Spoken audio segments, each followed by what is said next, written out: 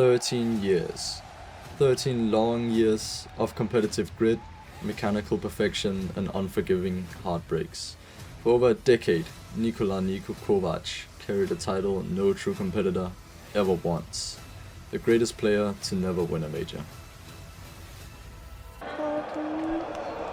Times it to perfection. And simple sitting. No! Disaster! An absolute disaster! We all remember the near misses, the silver medals, the infamous nuke deagle shots that didn't land. It felt like an unwritten rule of Counter-Strike that the universe simply would not let him lift the game's ultimate trophy. But finally, here, in the Cathedral of Counter-Strike, at Cologne, the curse was finally exercised. This wasn't just NiKo's redemption, it was a masterclass in shattering narrative curses. It all started when the organization laid the foundation with NiKo, bringing world-class firepower but carrying his infamous major curse. In April 2025, they made a massive move, officially signing Ilya Monisi Osipov to reunite the duo and add elite AWP mastery to the project. Later that year, they added an 18-year-old rising star, Kyosuke, injecting explosive, raw clutch firepower into the squad. Holding the structural line behind them was Tessus, the rock-solid Danish support anchor, but even with all that unmatched pedigree, they couldn't close out the final. That changed just 2 months ago when Finn Kerrigan Andersen, the legendary Danish-German in-game leader, took the reins. He brought the tactical system needed to break down the curse, while carrying his own brutal weight of 3 straight CS2 major final losses.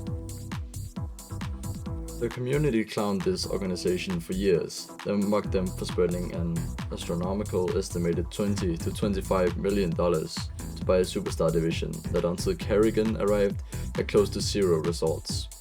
But on the grand stage of Cologne, every single dollar finally made perfect sense.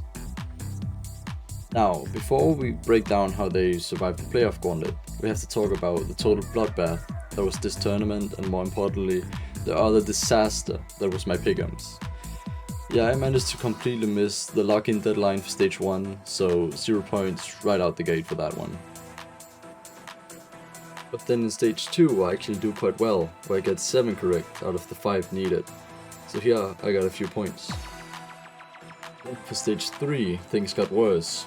I put my faith in the Titans, locking in Na'Vi and Vitality for a flawless 3-0 run. Instead, Na'Vi completely fumbled their form, and Team Vitality proved their armor had cracks, dropping a shocking series to 9C. A miracle! And now Max waits, MP9 at the ready, second kill, Messi gone! And they will not let it slip! The only player that can stop them is Cybo, and he's not even gonna do it! The Giants were stumbling early, and it threw the entire tournament hierarchy into complete chaos. The Falcons weren't safe from the madness either. They got cleanly swept 0-2 by Bedroom in the group stage, showing defensive lapses and sloppy pacing that made them look like a massive gamble to even touch the playoffs. Meanwhile, G2 was putting on a bittersweet thriller of a run. They looked absolutely phenomenal, dismantling Na'Vi 2-1 to log in the playoff spot, only to run headfirst into a dangerous Team Spirit, falling just short in a spectacular 3-map quarterfinal heartbreaker. But the single biggest surprise to me was Aurora making it all the way to the semifinals. If you watch them as much as I do, you know they're notorious playoff chokers. But this major perfectly highlighted the exact tactical formula. When Aurora goes up against inexperienced or loose raw mechanical tier 2 scores like 9C or Bedroom, their individual aim and chaotic pacing completely stomps them into the dirt, and they overwhelm them. But the second they come up against experienced teams like Furia or Vitality, they get read like an open book. Aurora simply lacks the tactical depth and consistency to survive the true gatekeepers of elite Counter-Strike. Going into the playoffs, I genuinely did think the Falcons had it in them to win it all. They came into this with a cursed Grand Finals track record. They have lost a lot of finals, and to see them win the big one was just impossible in my eyes. I locked in Team Spirit to win the entire major after watching them absolute sweep through stages 2 and 3 with terrifying firepower. But my confidence started to waver when I saw just how hard G2 pushed them, even though G2 were already doing quite well. I watched the Falcons vs Spirit semi-final live. Going into the match, my brain told me Spirit was going to take it easily, but sitting there watching Falcons systematically dismantle Spirit's defaults, holding their composure through grueling overtimes, my expectations were shattered. That was the exact live moment I knew Falcons were gonna win the entire major.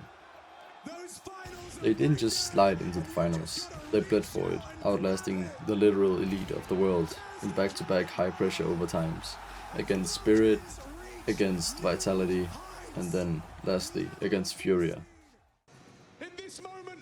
Waiting for them in the grand final at the Lanix Arena were Furia. Furia had beaten Aurora and 9C to make it to the grand final, and were considered by many the ones who would win. But Team Falcons were completely inevitable, shutting them down with a decisive 3-0 sweep. On the final map Inferno, the very map whose ghost had haunted NiKo's legacy for years, he was an absolute brick wall alongside explosive clutch firepower from Kyosuke, and NiKo didn't fumble a single defensive hold. Then it finally happened. The final call registered, the headsets came off, and the arena erupted after 13 years of near misses, heartbreak and empty podiums. Nikola Kovac finally lifted the major trophy, and the curse was dead. He was a major champion. Pure euphoria! The top of the Counter-Strike world! Dreams finally realized! A reunion with Captain Carrigan. He said himself he shouldn't be here, and now a Cologne major trophy in his cabinet. Tessus, redemption for Rio, the unsung hero. Mondesi lost 8 finals in a row, and finally he has tasted victory. What a path to this glory. Everyone they thought could beat you in your wake. Navi, Vitality, Spirit, and finally Furia.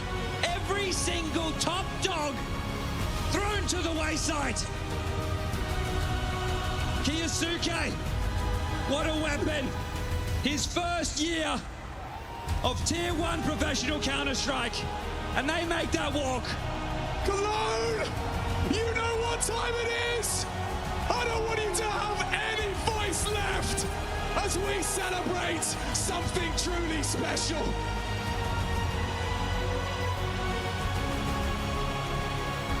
Your Intel Extreme Masters, your Cologne Major Champions, it's all theirs. Falcons!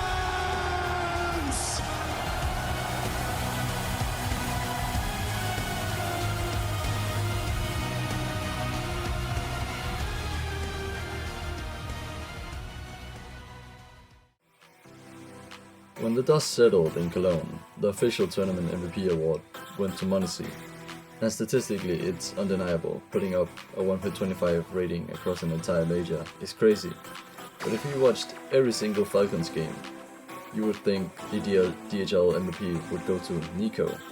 He had about 1 or 2 bad maps, but he wasn't just trading, he was getting multi-kills. He had so much impact. If you watched him, he was so consistent. Mondesi had the statistics, but NiKo was the emotional heart, soul, and driving force of this historic championship run.